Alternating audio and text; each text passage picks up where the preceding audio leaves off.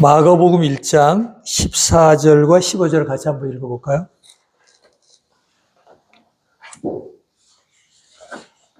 함께 읽겠습니다. 요한이 잡힌 후 예수께서 갈릴리에 오셔서 하나님의 복음을 전파하여 이르시되 때가 찼고 하나님 나라가 가까웠으니 회개하고 복음을 믿으라 하시더라. 아멘. 다 교회 생활을 오래 하셨죠.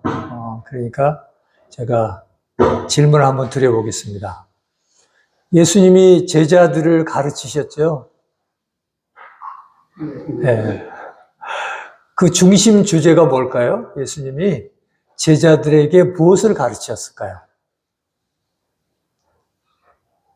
나를 따르라. 네, 그렇죠. 또요, 이제 어떤 분들은 사랑이다. 예수님이 제자들을 가르친 중심 사상은 사랑이다. 이래서 어떤 교회는 사랑의 교회가 있잖아요. 그죠? 또 어떤 분들은 구원이다. 그래서 이제 구원이 중요하다고 해서 구원파가 있지요. 이제 우리 교회도 좀 초기에 오해받은 게 유사구원파가 아닌가. 우리도 이제 구원을 굉장히 강조하다 보니까 이제 그렇게 오해를 받기도 했습니다.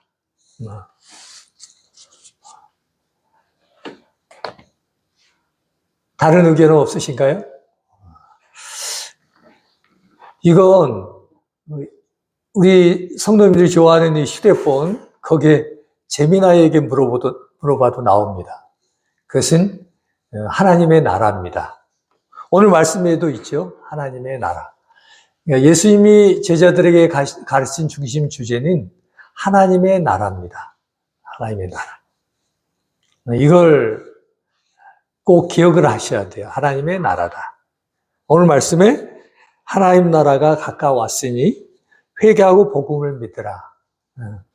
이렇게 말씀하셨습니다. 그러니까 하나님 나라가 왔다는 것을 인식해 알아야 회개할 수가 있죠. 그동안에 내가 살아왔던, 내가 가지고 왔던 생각과 삶의 원리와 체계가 잘못된 거구나. 이걸 알 거 아니에요. 그러지 않으면 사람이 변화가 안 되죠. 이렇게 신앙생활하는 분들이 많습니다. 나는 구원을 받았다. 그죠?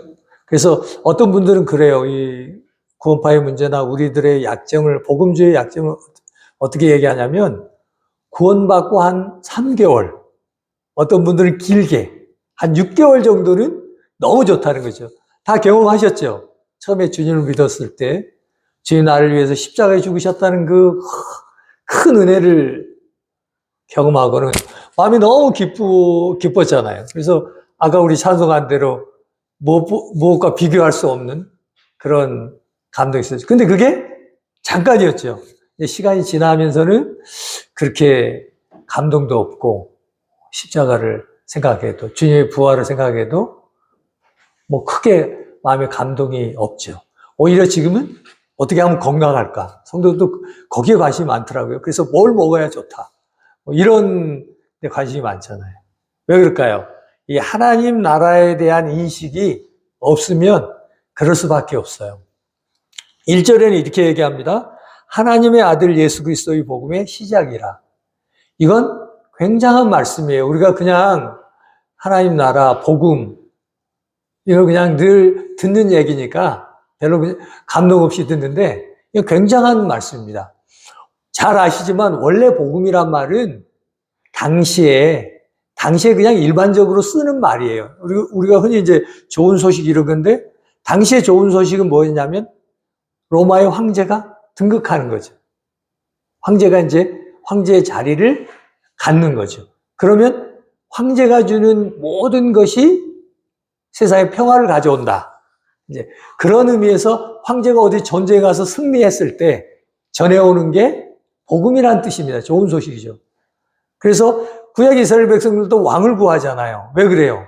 왕이 전쟁에 나가서 많은 것을 획득해 와서 백성에게 나눠주면 잘 살게 되잖아요. 그러니까 이때 당시에 복음은 황제가 등극했다. 황제가 전쟁에서 승리했다. 이런 것을 얘기할 때 복음이라고 얘기했습니다. 그것을 기독교에서 그대로 받아 썼어요. 좋은 소식이다. 뭐 세상에도 좋은 소식이 많이 있잖아요. 근데 그 좋은 소식이란 건 뭐냐면 뭘까요? 시작이란 게 뭐예요?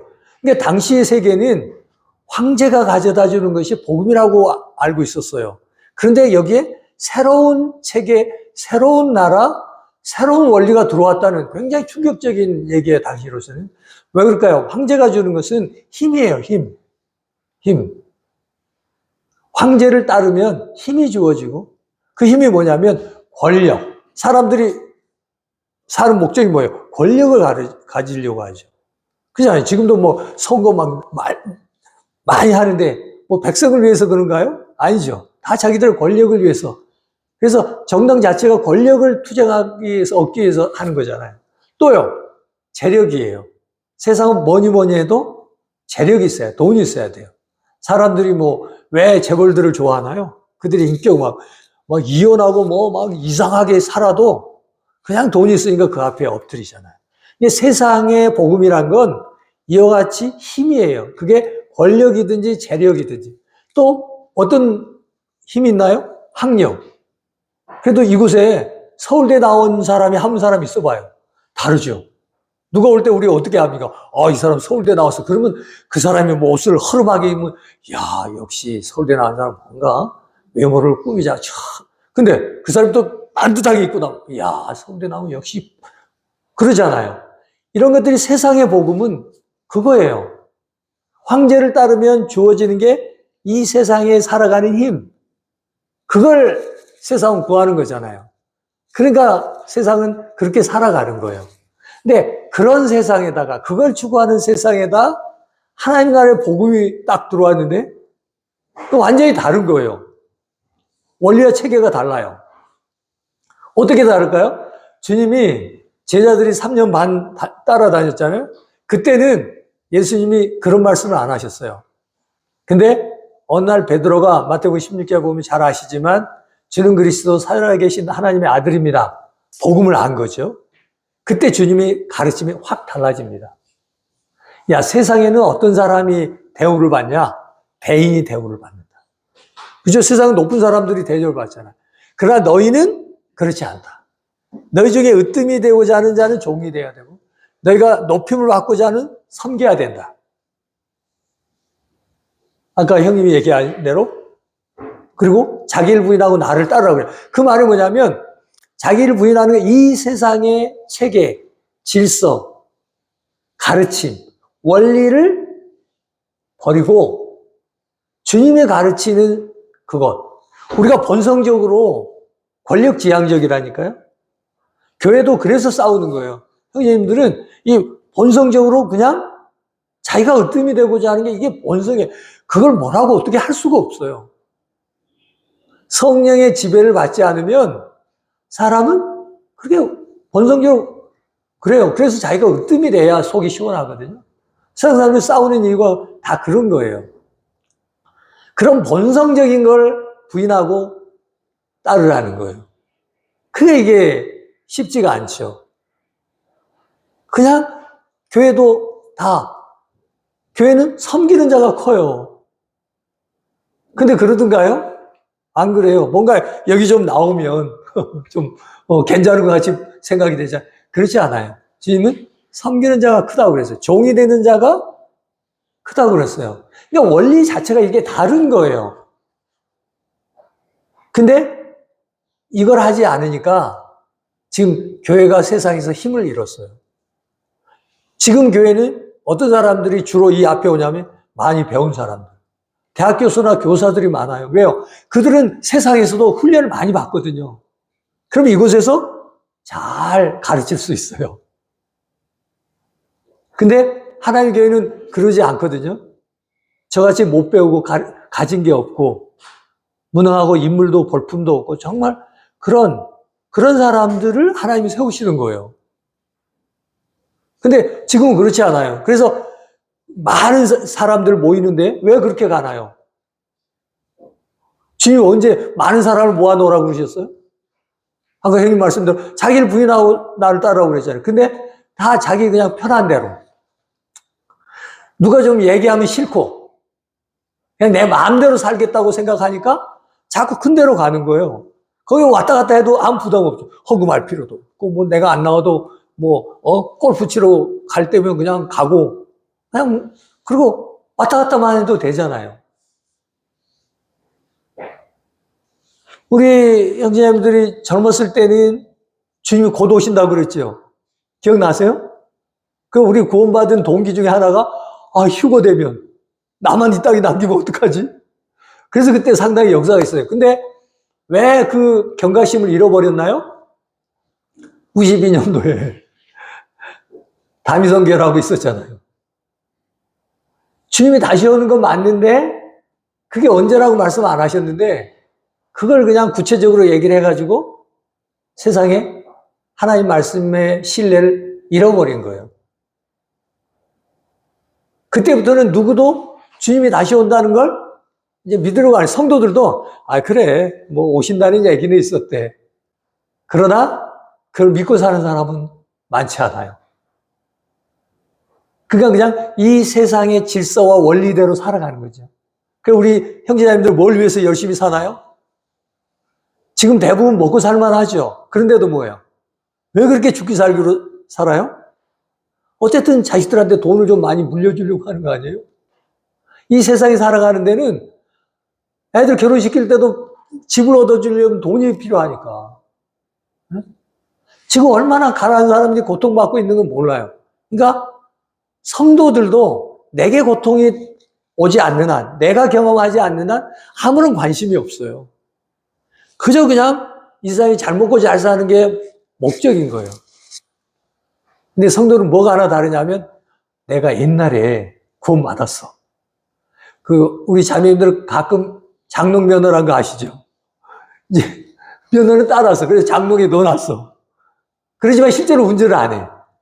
마치 그런 것처럼 내가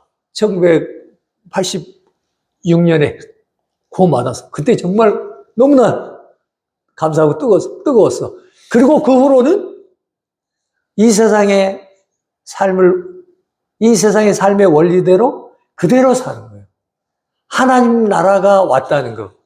주님이 나를 부르신 것은 그 하나님 나라에 합당한 사람으로 살아가라는 그걸 잊어버린 거예요. 그러니까 이 말씀은 굉장히 충격적인 말씀이에요. 그런 세상에다가 주님은 뭐냐면 하나님 나라의 복음의 시작이다. 주님이 가져온 나라. 우리가 코로나를 통해서 배운 건 그거 하나예요. 이 세상의 구조라는 게, 이 세상 산다는 게 너무나 취약하구나. 연약하구나. 그 바리사나의 그 귀한 소중한 생명들이 얼마나 많이 죽었습니까? 이야, 정말 이 세상은 아무것도 아니에요. 그런데도 어떻게 해요? 당장 내게 고통이 오지 않는 한 생각을 안 하는 거예요. 잘 아시지만 우리는 다 주님 앞에 섭니다. 히브리서는 그렇게 얘기해요. 우리가 벌거벗은 것 같이 그분 앞에 설 거라고 얘기해요. 그런데 그날을 준비하고 사시나요? 그렇지 않죠. 지금 여기 와서도 이번 달에 차 할부값, 아파트 이자, 카드값 제가 아무 생각이 없어요. 저도 이제 예배당에 가서 딱 일찍 앉아 있으면 여기는 일찍 오는 분들이 몇 분 있는데 다 허겁지겁 와가지고 내가 또 왔네, 또 왔어, 바쁜데. 그리고 빨리 끝나고 가기 위해서 오는 것 같지. 그래요. 너무 바쁜 거예요. 이 세상에 원리 따라 살다 보면 내가 가진 건 너무나 부족해.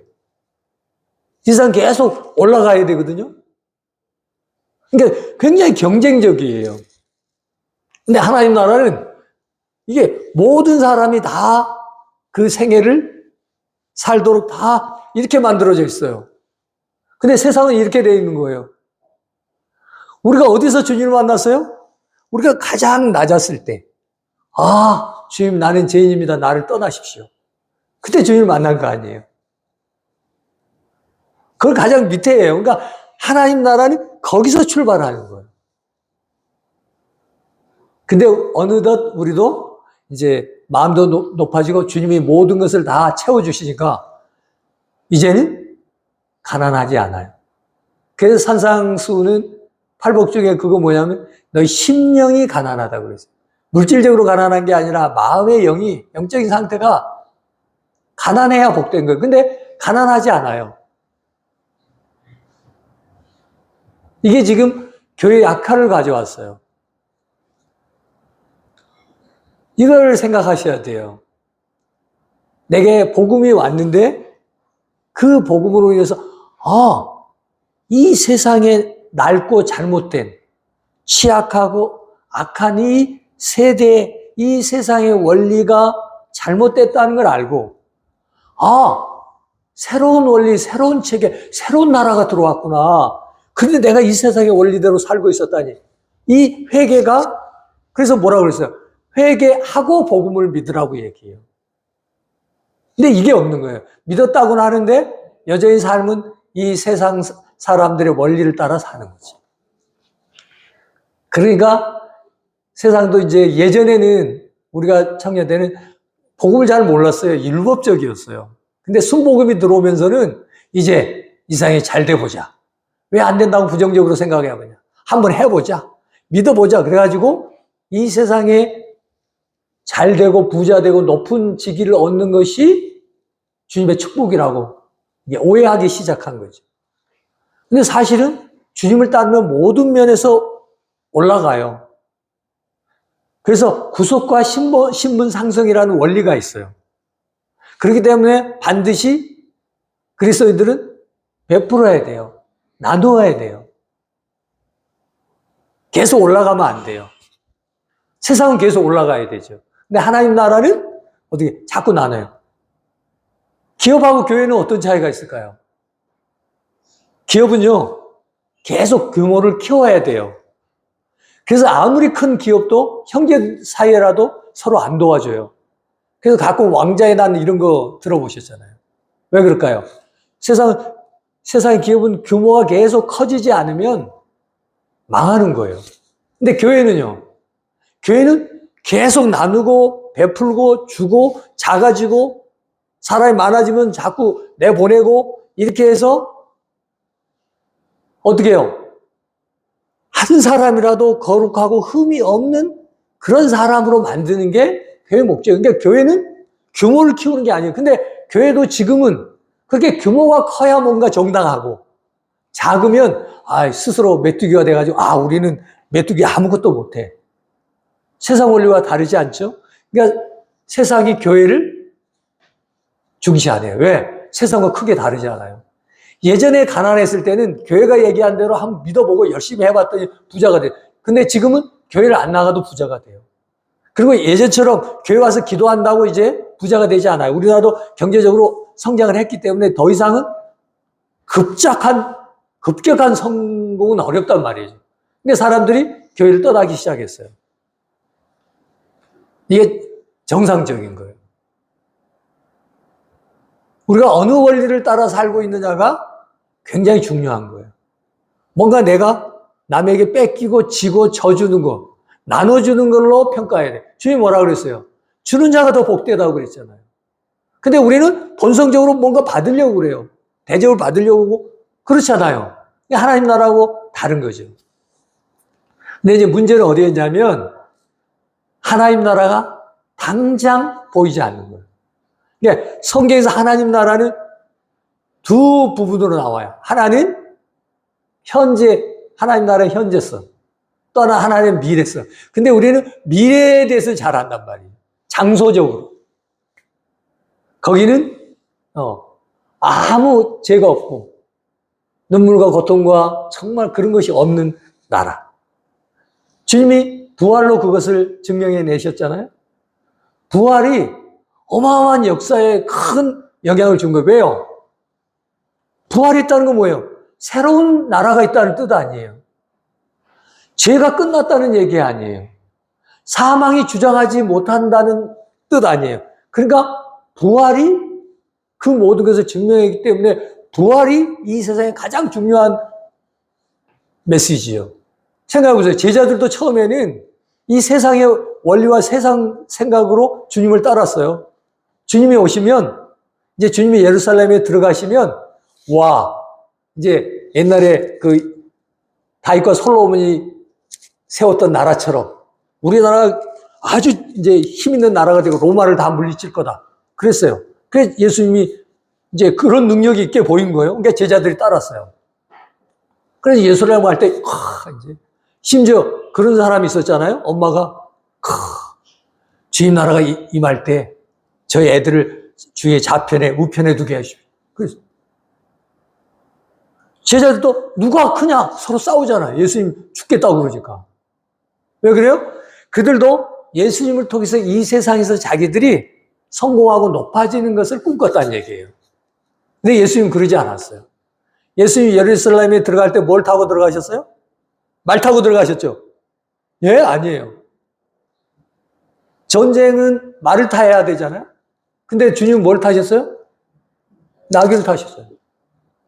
다르죠? 주님은 달라요. 주님이 제자들의 나 십자가에서 죽어야 돼. 그러니까 베드로 그러죠. 그런 일이 있으면 안 되죠. 저희가 지켜줄게요. 심지어 빌라도 앞에 섰을 때도 주님이 뭐라고 해요? 빌라도가 내가 유대인의 왕이냐? 맞는데 내 나라는 이 세상에 속한 것이 아니다. 그러니까 하나님 나라는 다른 나라인데 제자들은 그걸 오해해가지고 서로 안 맞은 거예요. 그러니까 예수님 십자가에 죽을 때 제자들이 따랐나요? 다 도망갔나요? 다 도망갔어요. 근데 언제 변화가 돼요? 예수님이 부활하시고 나서 그들에게 나타났을 때. 왜요? 부활이 없다면 이 세상에 죽으면 끝이잖아요. 그렇지 않아요? 아무리 우리가 많은 걸 가져도 죽으면 하나도 못 가져가잖아요. 아무 소망이 없는 거죠.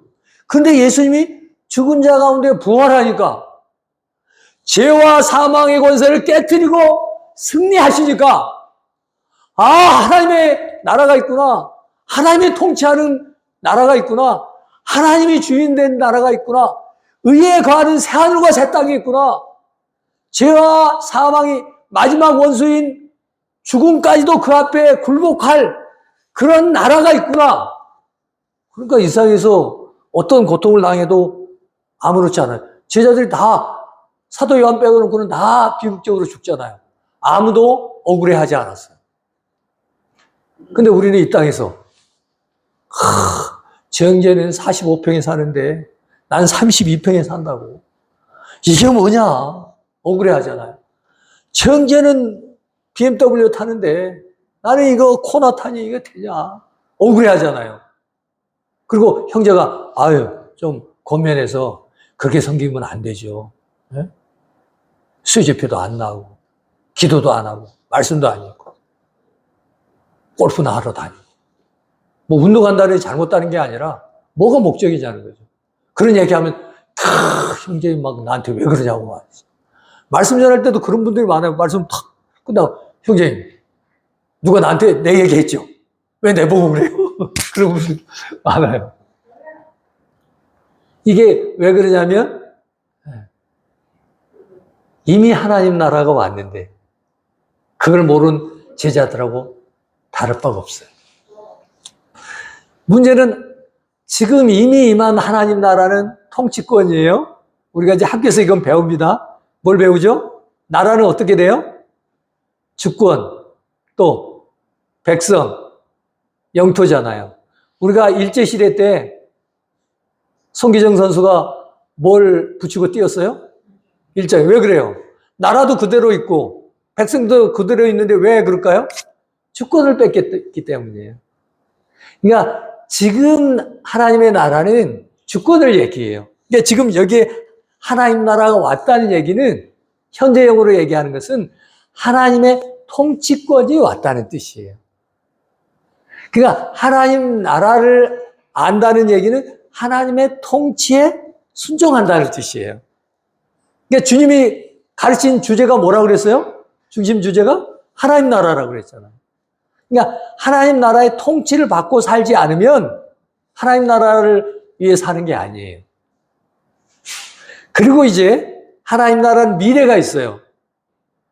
주님이 공중에 오시면 우리 성도들은 다 들려서 공중에서 주님을 만나고요. 그 다음에 하늘에서는 어린 양의 혼인잔치가 있고 이 땅에서는 7년 환란이 있고 그 후에 주님이 지상재림하자. 이거 다 아는 얘기죠. 지상재림하잖아요. 그때 이제 모든 성도들이 다 부활하죠. 이게 첫째 부활이에요. 그러니까 부활의 첫 열매는 예수님이고요. 그 다음에 성도들이 주님이 지상재림은 다 부활해서 1000년 동안 왕노릇합니다. 1000년 동안 왕노릇해요. 무슨 노릇 한다고요? 왕노릇. 왜 그렇게? 우리가 주님과 함께 통치자가 되는 거예요. 왕이 되는 거예요. 왕이.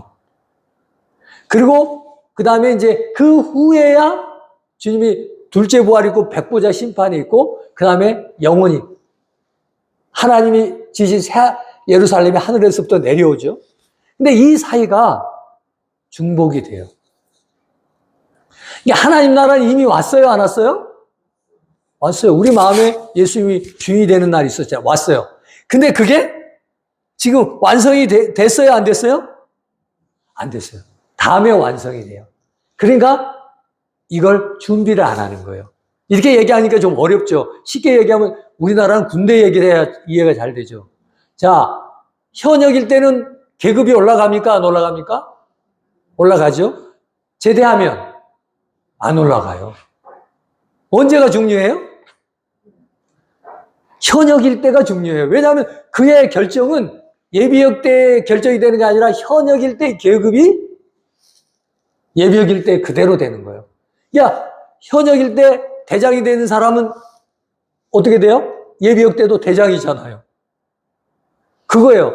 그러니까 현역이었을 때가 중요한 거예요. 마찬가지예요. 우리가 지금 이 땅에서 하나님의 통치를 받고 하나님 나라를 위해서 하나님 나라에 합당한 삶을 살아내는 게 가장 중요한 거예요.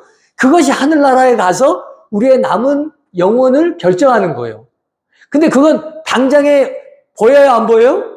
안 보이니까 준비를 해요, 안 해요? 안 해요. 이거 이렇게 얘기하면 또 이해가 가요. 우리가 자녀들 키워보면 애들 공부를 좋아해요, 안 해요? 공부하기 싫어해요, 안 해요? 근데 부모들은 어때요? 알죠? 다 어른들의 후회는 그거예요. 그때 좀 열심히 할 걸. 지금 정말 필요한데 정말 준비해야 될 때는 놀고 일해야 될 때는 준비하잖아요. 우리는 거꾸로. 그래서 우리가 애들을 혼내죠. 어릴 때. 공부해라. 왜 그래요? 부모를 위해서 그래요? 아니죠. 걔가 필요할 때 쓰기 위해서 실력을 갖춰놓으라는 의미잖아요. 마찬가지예요.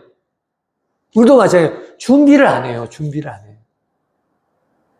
주님 만날 준비를 안 해요. 주님이 우리를 이렇게 모아놓은 것은 예수님 같이 거룩하고 영광스럽게 되기를 원하는 거예요. 거룩하고 흠이 없고 그 앞에 터나 주름 잡힌 것이 없이 티나 주름 잡힌 것이 없이 이런 것이 없이 거룩하고 흠이 없는 예수님과 동일한 사람, 방불한 사람으로 만들기를 원하시는 거예요. 그런데 어떻게 준비해야 안 해요? 사람이 자기를 고치는 게 얼마나 어려운지 아세요? 우리는 원래 본성적으로 이 세상의 원리를 그대로 갖고 있다니까요. 이걸 부인해야 겨우 주님을 따라가요. 주님은 나를 따라오라. 근데 그냥 따라오라고 그랬어요? 자기를 부인하고 자기 십자가를 지고 따라오라고 그랬어요. 심지어 내 아내가 방해되면 아내를 어떻게 해요? 없는 것 같이 여기고 남편이 그러면 남편도 부인하고 나를 따르라는 거예요. 가족을 무시하라는 뜻이 아니에요. 우선 순위가 뭐예요? 먼저 하나님의 통치를 받은 거예요. 그래서 주님이 먼저 그의 나라 의를 구하면 이 모든 것을 채워준다고 그랬어요. 그 의와 나라는 하나님의 통치를 받는 거예요. 하나님의 통치를 받으면 먹고 사는 건 다 해결해 주신다고 말씀하신 거예요. 근데 어떻게 해요? 그렇게 합니까? 안 합니까? 안 하죠. 왜 안 해요? 당장. 그렇잖아요. 세상에서도 법이 가까워요? 주먹이 가까워요? 주먹이 가까운 거예요. 마찬가지로 주님이 그래서 지혜로운 청지기 얘기하고 또 슬기롭고 지혜로운 사람을 자꾸 얘기하는 이유는 뭐냐면 미리 준비하는 사람이 되라는 거예요. 준비하는 사람이 돼. 가난한 사람을 돕는 사람은 주님 만날 것이 두렵지 않아요. 어떤 선교사는 그렇게 얘기해요. 주님 만날 준비를 하지. 왜 이렇게 주님이 우리를 오래 두실까요? 옛날에 우리 때는, 젊었을 때는 60대가 되면 어마어마한 노인이에요. 예? 근데 지금 60대는 청년이에요, 청년. 왜 이렇게 오래 살게 두실까요? 왜 주님이 이렇게 곧 다시 오지 않을까요? 지체하지 않는다고 하는데 우리가 완성이 안 돼서 그래요. 주님이 오신 건 일단 우리를 완성시켜야 되잖아요. 그 후에 심판이에요. 근데 우리는 심판만 생각하는 거예요. 주님이 빨리 오셔서 이 세상 심판하고. 그러니까 어떻게 해요? 준비 안 하는 거죠. 그 맨날 억울한 거예요. 주님 빨리 오셔가지고 내 고생스러우니까 데려가세요. 그런 뜻이지. 정말 주님을 닮아가고 그분과 같이 점과 흠이 없는 사람이 되기를 바라지는 않는 거죠. 그냥 이 육신이 싫은 거 그런 거 안 하려고 해요. 그냥 교회도 아무 부담 없이 왔다 갔다 하고 간섭 없이 편안하게 살기를 원하고 그리고 예배 마치고 빨리 집에 가면 그거부터는 이 세상 사람들이 사는 원리 그대로 집에서 그냥 큰 TV 보면 뭐예요? 세상이 영원할 것 같잖아요. 아, 내가 지금 불행한 건 저 배우처럼 못생겨서 그래. 저 배우가 가진 저런 차를 못 가져서 그래. 저런 집이 없어서 내가 불행한 거야. 이렇게 세상은, 그러니까 이 세상이 영원히 계속되니까 너 열심히 일하고 벌어가지고 너 정말 이상에 남한테 아쉬운 소리 안 하고 살게 그렇게 해야 돼. 이러잖아요. 그러니까 이제 주일날 와도 떡과 잔을 받아도 별로 감동도 안 되고. 이거 맨날 하는 거니까. 그래서 익숙함은 불경함을 낳는 맨날 하는 거고 그러니까 그냥 왔다가 안 올 수는 없고 왜? 왠지 좀 약간의 불안해. 혹시 혼나지 않을까? 그런 마음이 간절하지 않아요. 시간이 많지 않아서 이게 더 얘기하면 그런데 보세요. 주님이 이 땅에 오셨을 때 귀신이 물러갑니다. 병자가 나아요. 그럼 어떤 사람들은 야 예수님 병 낫고 야 어떤 교회는 막 병 난다 그럼 몰려가잖아. 그런 게 아니에요. 그 뜻은 하나님 나라가 이 땅에 이미 왔다. 하나님 온 건 뭐예요? 이 세상은 공중의 권세 잡은 자는 마귀잖아요. 근데 그 마귀를 이겨내네. 왜 사람을 주님이 나사를 왜 부활시켰어요? 그는 또 죽었어요. 왜? 이 세상에 죽음의 권세보다 더 큰 권세가 들어왔네. 그래서 하나님 나라는 지금은 침투하는 거예요. 보이지 않게 들어오는 거예요. 우리 한 사람이 이 세상의 원리를 살다가 사단에 따라 살다가 하나님 나라가 왔네. 이미 죄와 사망의 권세를 주님이 깨뜨리셨네. 십자가에 죽으실 뿐 아니라 부활하셨네. 그럼 하늘 나라가 있다는 뜻이네. 새로운 나라가 있다는 뜻이네. 의에 거하는 바 새하는 바 새 땅이 있구나. 그러면 내가 그 나라를 속을 뻔했구나. 이렇게 해서 우리가 침례를 순종하고 이제 주님을 따르겠다는 거 아니야. 세상 즐거움, 명예, 부 다 버리고 주님을 따르겠다. 우리가 따르겠다는데 또 물질을 더 주셨네. 이미 하나님 나라가 왔습니다. 회개하십시오. 그리고 이 세상의 원리가 아닌 하나님 나라의 원리를 따라 사십시오.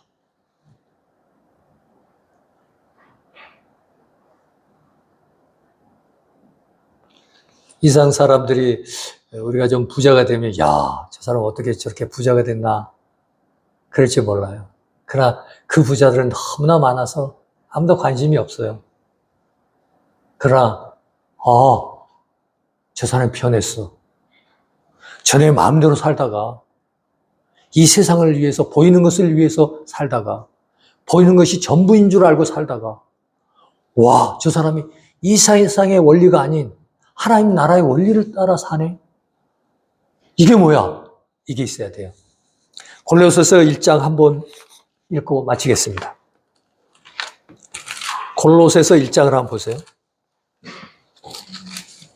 골로새서 1장 13절입니다.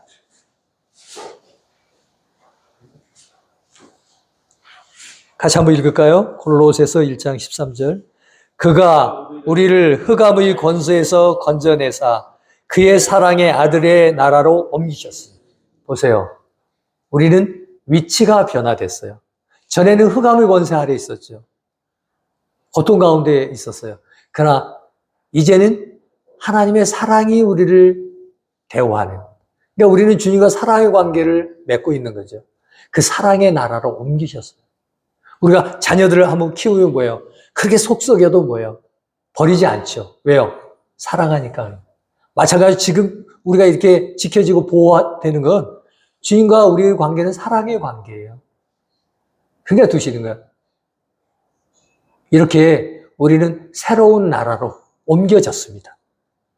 새로운 체계에 들어오게 됐습니다.